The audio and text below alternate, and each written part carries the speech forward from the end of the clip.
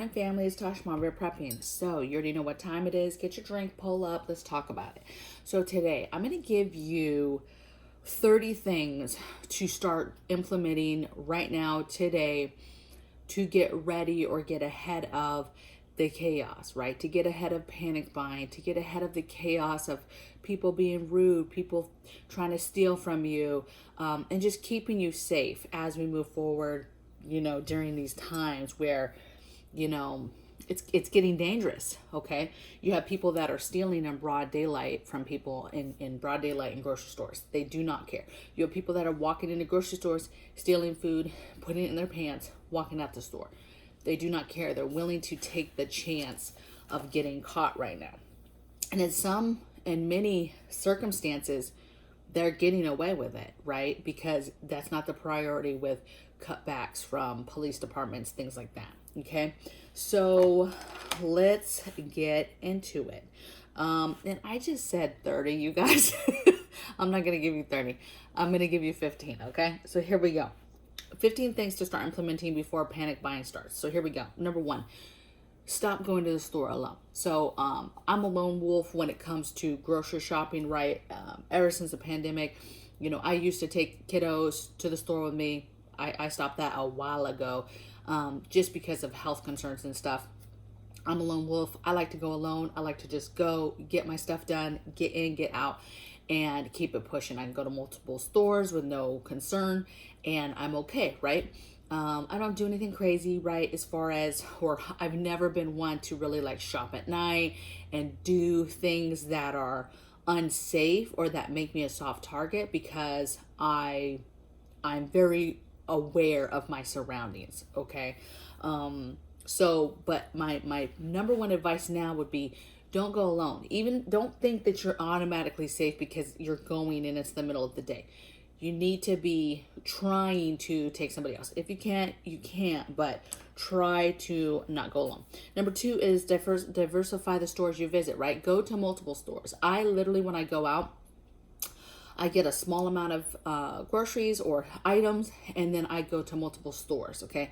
That's how I don't have people looking at me crazy because I have all this stuff. That's how I check the shelves and see how things are doing. That's how I make sure I'm hitting sales from all the different stores and what they have to offer, right? So I diversify the stores that I'm visiting. You're also doing this for safety concerns, so nobody's getting any, they're not seeing any kind of patterns. Like, hey, she comes to the store every Friday. I see her every Friday in here. And now you're on some sort of pattern that somebody can pick up on. Number 3 I have is no night shopping. I just spoke of that, but some people like to go at night because it's less people, it's quieter, but it also, there's other things you have to worry about in the night, okay? And so you also have less people paying attention, less people that could possibly help you in the parking lot. It's just not a good look, okay? A lot of bad things happen at night. Number 4 I have is pay with gift cards or cash, right? Cash is a double-edged sword, right? You want to pay with cash, so there's no, limiting your footprint of what somebody is, able to, see what you're buying, but you have to be careful about that too, because that's a target. If anybody peeps that you have a big wad of cash or you have money, that puts a target on your back. So you need to be very, very careful when you're paying for stuff. Even when I'm paying for stuff, I try not to pull out like a whole wad of cash to take it out. I try to have it kind of individualized at first. Like, hey, here's a bundle of 100, here's a bundle of 100. So I can take that out and be like, oh, I'm short, and I can go in for another couple bills, right? Or try to do it in your purse, whatever you can do to not even people in the line behind you seeing that you have this huge wad of cash and, oh, she put a bunch of the cash back in her purse, right? So just paying with gift cards or cash to limit your footprint. And it helps for anybody trying to track what you have been buying, right? Oh, this person buys this all the time. I know they're going to have this, okay? I said do store pickup. Okay, so a way you could do this was you go online, you pay with a gift Visa card, right? And then you go pick it up. They bring it out. You don't have to leave your car. They bring it out. There's both of you are there. You can load it up. You can shut your door right away. get in your car, lock your door right away, and they go, right? So if they've got the cart, you don't have to worry about somebody else taking advantage of you while you're putting stuff away or whatever, okay? So diversifying your stores too is like, buying online and getting some stuff delivered to the house, going and picking up small stuff, going and getting the pickup versus going into the store, going to different stores in general. All of these things break up your pattern and break up how you're doing things, so it's less possible for people to see and kind of track you and things that you get, okay? I said, if must go, buy small and park close. So the point is right now is to push, stock, because the closer we get to things, the closer we get to it being chaotic, you don't want to be out getting groceries, right? You don't want to even put yourself in that situation. So you need to go out and get those things now, right? But if you must go, no more big hauls. Do not do any more big hauls. It's small things, right? It's 2 or 3 bags. I actually will leave stuff in the back of my car if I can't get it in one trip. I can't get it with the cart. And I don't know. I just much smaller hauls now. I used to just get some bigger stuff right on paydays or whatever, but even now I just will go more often and get smaller amount of stuff so it's not so obvious, right? Then I appear to the neighbors to just be somebody who maybe is kind of doesn't plan very well because I'm always kind of getting 2 or 3 things of groceries, right? All right. Number 7 is don't travel home in the same route, right? So continue to just be thinking about soft target, hard target, and driving different ways home, paying attention to your surroundings, paying attention to cars that are following you.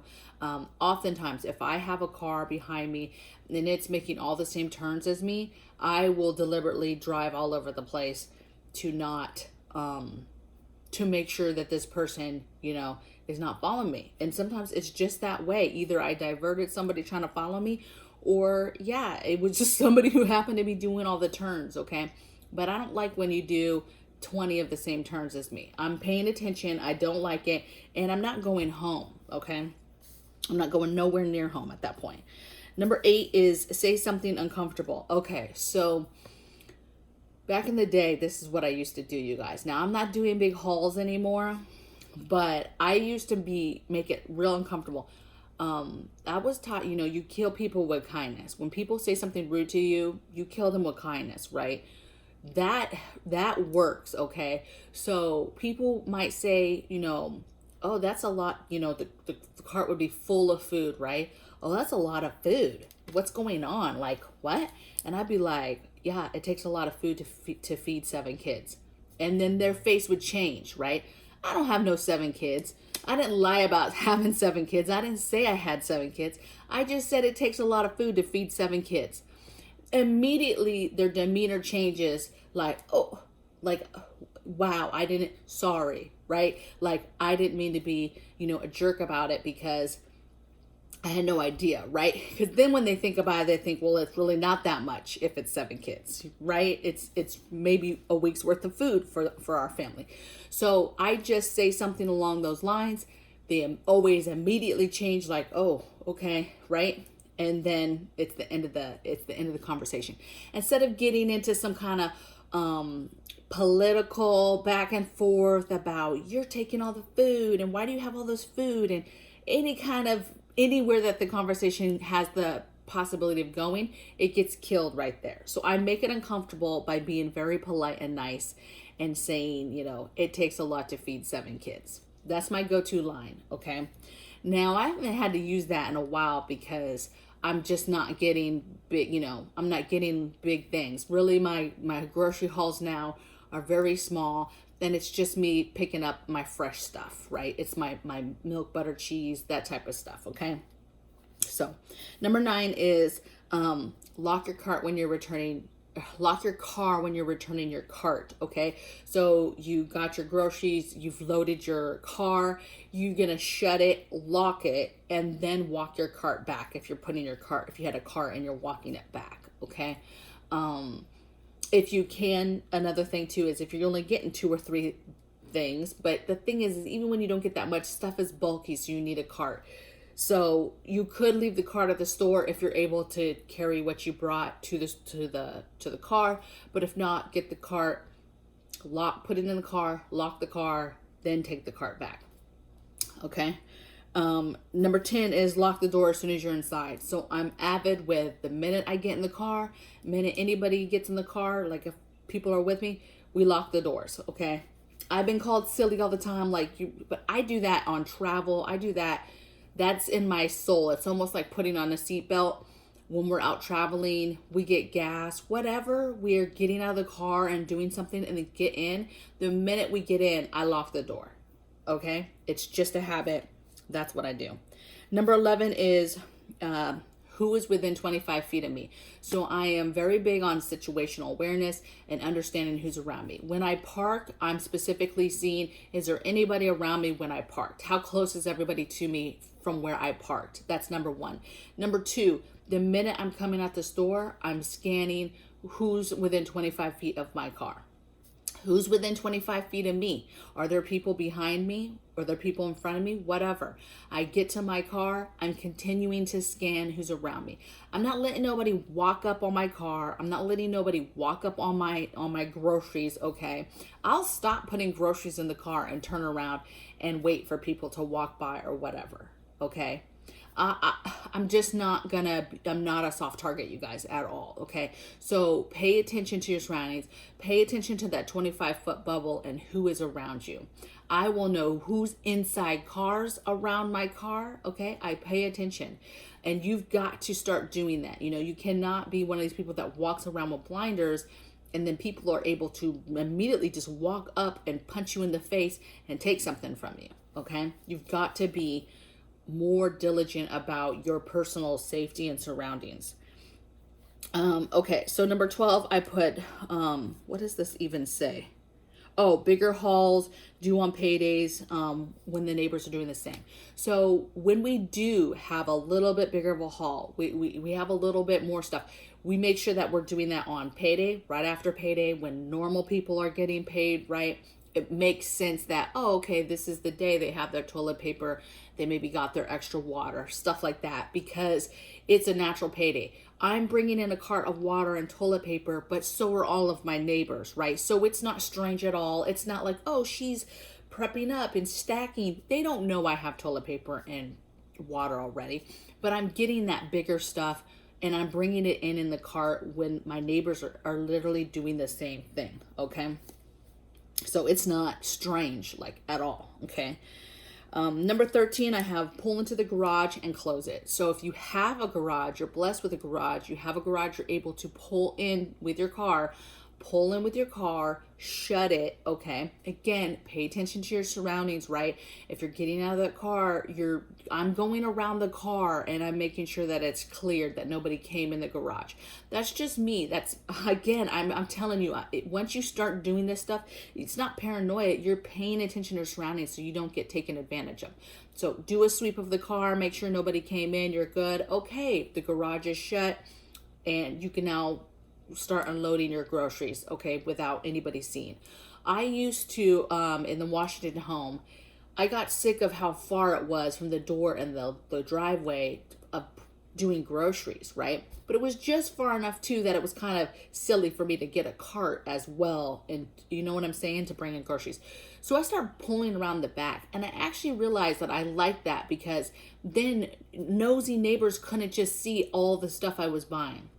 And this was just whatever shopping. This wasn't even necessarily groceries. This could have been groceries. This could have been normal shopping. But I was getting uncomfortable that they were always paying attention. You know, every time we went to Home Depot to get some dirt or get this or get that, they constantly were just seeing, you know, us bringing in stuff. And I just didn't like it.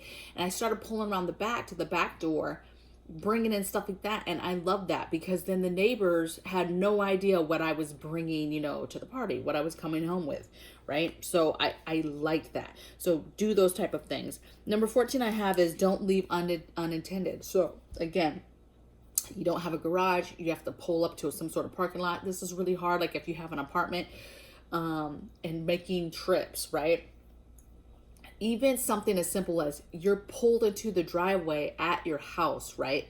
You cannot be taking out groceries from your trunk right? And leaving it open and taking stuff into the house, because it just takes a second for somebody to pull up, grab a couple groceries out of your bag, drive off, okay? On a bicycle, whatever, okay? So you really, it's going to be a pain, especially if it's just you, but you're going to have to get a couple bags, shut that, lock it, walk in, drop it off, come out, unlock it, get your other bags. You're taking a big chance by keeping that open. It's just like keeping your trunk open or your back open when you're taking the cart back at the store. It just takes a minute for somebody to snatch some stuff and run. And half the time, even that 30 seconds it took you to take the cart back is enough for them to do it, and you don't even know they did it, okay? So my last one, number 15, is wear a whistle or have an alarm in your hand. So there's all types of keychain alarms, okay? So you literally, or get some sort of bracelet that has a very cheap, loud alarm on it that's on your thing, and just have it in your hand. And as you're loading in groceries, it's right there by your hand, okay? You have your car keys alarm too, but for some reason, I don't know what it is, but my brain just doesn't connect that panic button is there. But when I have a specific bracelet on that has an alarm and I have it right there as I'm doing stuff, I clear as day know, hey, it's there for me to push, right? Get a whistle, have a whistle that, hey, when you go shopping, you put this whistle on. And from you walking from your car to the store, you have this whistle on. Okay, you could put it inside your shirt if you don't want people to know you have a whistle, but put a whistle on. That might deter people, okay? She's got a damn whistle on. I'm not messing with her. She's gonna blow a damn whistle. And then come out and just have that, okay? You know, these people are being very, very bold these days with, you know, stealing stuff and just taking from people, okay? And I'm not going to say, you know, whistle might not stop somebody. You might be blowing that thing like crazy and they're still going to be trying to snatch stuff. What I'm saying is that things are about to get chaotic. The food situation, if it ever gets to a point where it's not there, you're going to have very desperate people. Or if you have it where it's so uncomfortable, the prices, that people literally cannot afford that, and they're going to be doing desperate things, okay? And these are people that maybe never did crime, didn't do anything against the law like that, never stole anything in their life. But when you're talking about a mother trying to feed her family, feed her children, a father trying to feed children, that's hard times, okay? And so all I'm saying is don't be a target. I hope that some of these things help you think about how you're going to do your shopping moving forward. You know, we're going into the holidays.